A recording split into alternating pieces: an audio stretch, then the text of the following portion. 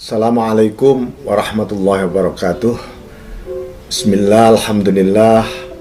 Allahumma salli ala Sayyidina Muhammad wa ala alihi wa sahbihi wa mawalah wa man tabi'ahu ila yaumil qiyamah. Allahumma salli ala Sayyidina Muhammadin abdika wa nabiyyika wa rasulika nabil ummi wa ala alihi wa sahbihi wa sallim tasliman biqadri azamati dzatika fi kulli waqtin wa hin, amma ba'd. Para pemirsa sekalian, jadi ini kita akan mengkaji mengenai sebuah motivasi hidup. Apa sebenarnya yang kita cari dalam hidup ini? Ketika kita memiliki cita-cita, biasanya orang memiliki program planning untuk meraih cita-cita itu. Dan sesungguhnya apa cita-cita final goal dari seluruh proses kita bercita-cita ini? Nah, inilah yang akan kita bahas pada kajian motivasi Al-Hikam kali ini. Beliau mengatakan, ya, Bismillahirrahmanirrahim, ma aradat himmatu salikin antaqifa indama kushifa laha illa wa nadathu hawatiful haqiqah. Tak satupun hasrat, ya, hasrat itu irodah, itu hasrat itu apa ya? Hasrat itu pun munculnya dari intuisi asalnya. Tumbuh hasrat atau cita-cita nanti menjadi satu kemauan yang kuat. Nah, seorang salik ini penempuh, kita ini sedang menempuh jalan hidup di dunia. Kita ini sedang berjalan di dunia ini, bukan sedang mandek, bukan sedang berhenti. Kita sedang berjalan. Kita berjalan kemana? Tentu cita-cita akhir kita adalah wa anna ila rabbikal muntaha. Sesungguhnya akhir dari seluruh perjalananmu adalah Allah itu sendiri. Jadi memang sebagai orang yang beriman, kita ini harus mempertanyakan diri kita sendiri. Apakah kita ini sudah punya cita-cita yang benar? Ya. Dan selanjutnya, apakah kita juga sudah mendidik agar cita-cita keluarga kita, orang-orang di sekitar kita, community kita adalah juga cita-cita yang benar. Karena kita sedang membangun suatu peradaban yang memiliki cita-cita yang bercahaya betul di masa depan. Maka bagi di dunia sufi pun itu, orang-orang yang sedang menempuh perjalanan menuju kepada Allah saja, itu ketika dibuka sebuah fenomena rohani yang disebut mukasyafah. Nah, mukasyafah itu ya bertingkat-tingkat. Ada mukasyafah yang sifatnya material. Misalnya apa? Kita sedang meneliti virus, meneliti nuklir, meneliti apa di laboratorium, atau meneliti kehidupan sosial misalnya, atau meneliti alam. Lalu dibuka rahasia ilmu pengetahuan alam tadi, yang sifatnya fisika ya fisika, yang sifatnya psikologis ya psikologis. Itu yang masih di tahap mukasyafah alam, makhluk, ya, mukasyafah terhadap makhluk-makhluknya Allah. Nah, di balik itu ada apa? Rupanya ada rahasia-rahasia asma Allah masih. Begitu seseorang itu dibuka rahasianya asma Allah di balik seluruh perjalanan hidup kita ini, orang biasanya mandek, berhenti. Apa dia sebut? Ini kayaknya akhir tujuanku. Ini kayaknya proses spiritual ruhaniyahku sudah nyampe ini. Bayangkan, ya. Nah, kalau seperti itu gimana? Mungkin barangkali orang juga memiliki sebuah cita-cita ya. Cita-cita di balik pekerjaan saja misalnya. Oh, cita-citaku, targetku 5 itu misalnya. Dia menganggap 5 itu final, tetapi dia dapat 5, dibuka apa yang tersembunyi di balik 5, dia minta 6, 7, 8 dan seterusnya. Ini apa yang membuat kita ini tiba-tiba terhenti? Ya, yang membuat terhenti adalah sebuah hambatan tentu saja. Kalau orang dibukakan rahasia oleh Allah, para sufi itu seringkali dibuka rahasia oleh Allah. Tetapi begitu dia dibuka rahasia itu, di dalam ada sebuah bahasa suci yang disebut hawatif. Tentu saja bahasa itu tidak ada rupanya, tidak ada warnanya, tidak ada suaranya. Bahasa ilahiyah yang mengatakan, yang ini disebut hawatiful haqiqah. Jadi suara hakikat paling dalam tiba-tiba mengatakan, alladzi tatlubu amamak, yang kamu cari masih jauh, masih di depan sana loh. Kalau mereka yang ada di wilayah dibuka rahasia asma Allah, akan muncul. Di depan sana masih ada rahasia sifat. Begitu dibuka rahasia sifat, di sana masih ada rahasia cahaya sifat. Ini terus sampai betul-betul wusul bertemu Allah. Ini cita-cita kita. Rasulullah SAW ketika peristiwa Mi'raj juga pernah ada suasana wukuf tadi. Contohnya dibuka rahasia surga oleh Allah. Beliau tersenyum, ya, beliau gembira karena umatnya ada di sini. Tapi diingatkan oleh Jibril. Nah, Jibril ini di dalam konteks ini diwakili oleh hawatiful haqiqah ini. Hei Muhammad, bukan di sini kamu berhenti, naik terus. Tujuanmu itu Allah, bukan berhenti pada keindahan-keindahan surgawi ini. Begitu juga dibukakan rahasia pengetahuan, rahasia alam semesta, bahkan rahasia umatnya kelak. Rasulullah tercengang, diingatkan oleh Jibril, Muhammad, naik. Tujuanmu adalah Allah. Lah ini. Jadi mungkin hal yang paling sederhana ketika kita sedang beribadah, zikir misalnya. Wah, zikir kok asik, nikmat sekali misalnya. Banyak orang berhenti pada stadium nikmat tadi. Lalu dia katakan, wah kayaknya aku meraih puncak zikir ini. Padahal ada bahasa hakikat paling dalam mengatakan, perjalanan zikirmu masih jauh di depan sana. Ayo, jalan terus zikirmu. Abaikan fenomena-fenomena ini. Tujuanmu adalah al-madhkur yang engkau zikiri, yaitu Allah Rabbul Izzah. Nah ini, jadi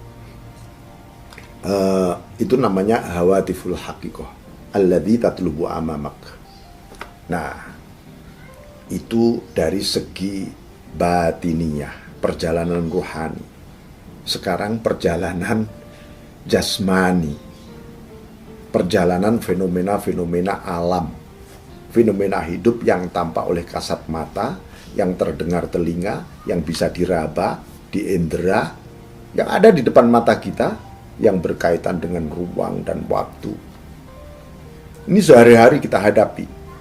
Lalu orang tiba-tiba membangun didasarkan sebuah atau sesuatu yang tampak tadi. Dia bangun, satu cita-cita. Tentu saja dasarnya adalah sesuatu yang tampak secara visual tadi. Wah, asik ya, sesuatu yang berhubungan dengan konsumsi makanan, sesuatu yang berhubungan dengan fasilitas, sesuatu yang berhubungan dengan karir misalnya, sesuatu yang berhubungan dengan kekayaan-kekayaan harta material. Ini namanya disebut zawahirul mukawwanat, fenomena-fenomena empiris. Nah, manusia ketika wukuf terjebak di fenomena empiris, maka dia akan menganut aliran materialisme, hedonisme, syahwatisme. Itu dunia modern sekarang tentu saja. Orang berburu seakan-akan materialisme ini menjadi penyelamat bagi kehidupan manusia di dunia. Selama manusia yang diburu itu adalah cara pandang empiris, fenomena-fenomena empiris, maka manusia menjadi sangat hina hidupnya. Padahal kalau di Al-Quran itu disebutkan ada satu ayat, innama nahnu fitnatum fala takfur.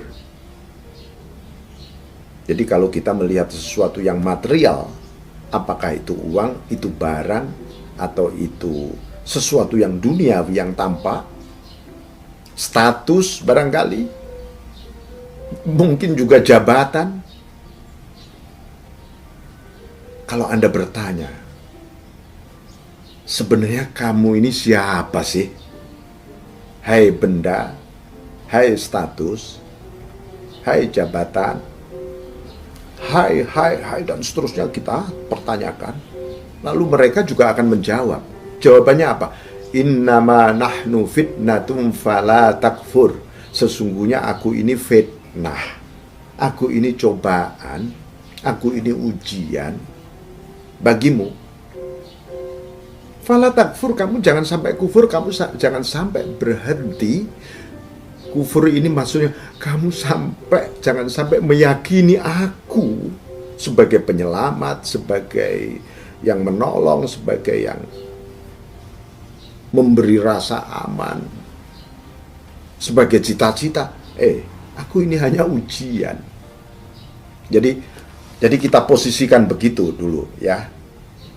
Jadi ketika kita melihat sesuatu, jangan sampai kita terjebak. Begitu terjebak sebenarnya hati kecil paling dalam membaca rahasia yang dijawab langsung oleh benda tadi. Innama nahnu fitnah fala takfur. Kita melihat laut begitu indah. Kita terpesona dengan indahnya laut misalnya. Si laut akan mengatakan, innama nahnu fitnah, aku ini cobaan loh bagimu. Jangan sampai kamu terpesona oleh keindahanku. Melihat semilir angin yang sejuk, tadi si angin yang sejuk tadi juga mengatakan, aku ini cobaan loh bagimu. Jangan sampai kamu berhenti pada rasa sejuk di balik diriku.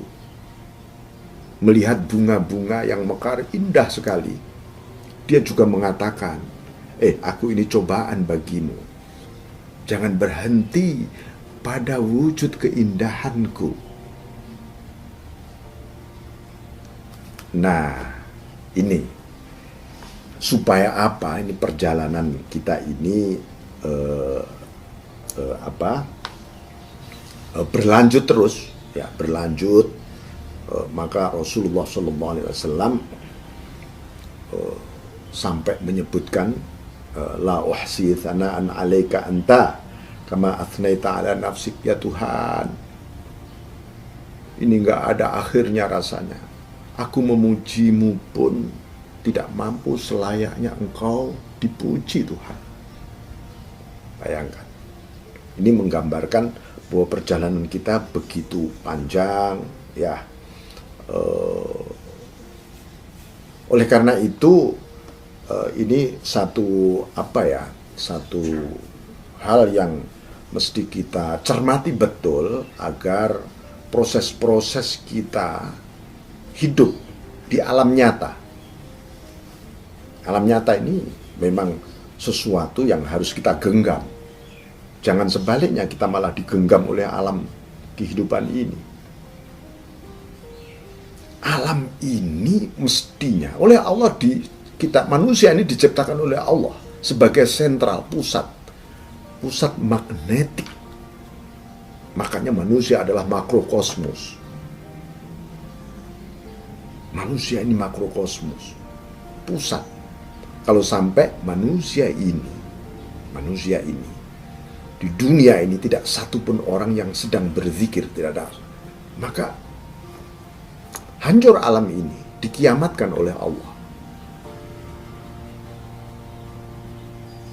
Kenapa manusia mulai tidak mengingat Tuhan? Karena manusia sedang digenggam oleh alam ini. Lalu dia diperbudak melalui nafsunya, menyembah hawa nafsunya, sampai memberhalakan sesuatu yang material tadi, mukawwanat tadi, ciptaan, alam-alam ciptaan ini. Nah, inilah agama ini diturunkan oleh Allah untuk mengembalikan kepada kita supaya kita itu memandang al-mukawwin, sang pencipta alam. Maka di depan pernah kita sebutkan la tarhal min kaunin ila kaunin. Janganlah kamu ini berjalan dari alam menuju alam. Kita ini sudah alam, yang kita menjadi cita-cita tujuan hidup kita alam juga. Jadi muter aja ketemunya alam. Warhal minal kaun ilal mukawwin. Sekarang berjalanlah dari alam yang tampak ini menuju sang penciptanya. Cepat kita kembali supaya kita tidak terjebak. Mungkin kita akan seringkali mempertanyakan, justru jebakan-jebakan yang tampak terdengar oleh telinga, yang tervisual oleh mata, yang terekam oleh pikiran, ini menumbuhkan sebuah konflik, sebuah rebutan pertarungan yang luar biasa. Dan terakhir hanya ada dua di Al-Quran disebutkan, seperti diprediksi oleh malaikat, ataj'alu fiha mayyufsidu fiha wa yasfikud dima. Ya, apakah engkau akan menjadikan manusia ini yang memiliki hobi merusak bumi dan menumpahkan darah? Dua ikon suku kata yang luar biasa. Kenapa manusia ini bisa merusak bumi dan perang, menumpahkan darah, konflik kekerasan? Ini gara-gara terjebak oleh fenomena alam yang digambarkan dengan bumi tadi. Karena bumi itu yang paling mudah, paling nampak secara nyata, dan dia hidup sehari-hari ya di bumi manusia ini. Nah, ini oleh karena itu masa depan materialisme adalah kehancuran. Masa depan hedonisme adalah kebinatangan. Ya. Dan masa depan nafsu kita, kalau kita biarkan, adalah kegelapan. Karena akan terhijab diri kita di sana. Ya. Jadi kita oleh karena itu saya berharap kepada semua siapa saja, ketika terjadi perubahan fenomena alam, fenomena situasi, kondisi, orang beriman jangan sampai goyah, jangan sampai galau, jangan sampai susah. Kenapa? Man amana amina. Siapa yang beriman, aman hatinya. Ini pertama kali. Karena rasa yakin pada Allah itu kunci sukses. Jangan yakin pada alam, jangan yakin pada ciptaan, jangan yakin pada situasi, yakin pada Allah. Saya kira itu, saudara sekalian. Jadi saya mohon maaf untuk menghantar motivasi ini, ya, supaya hidup kita ini benar-benar menginjak tanah. Jangan sampai seperti hantu melayang. Assalamualaikum warahmatullahi wabarakatuh.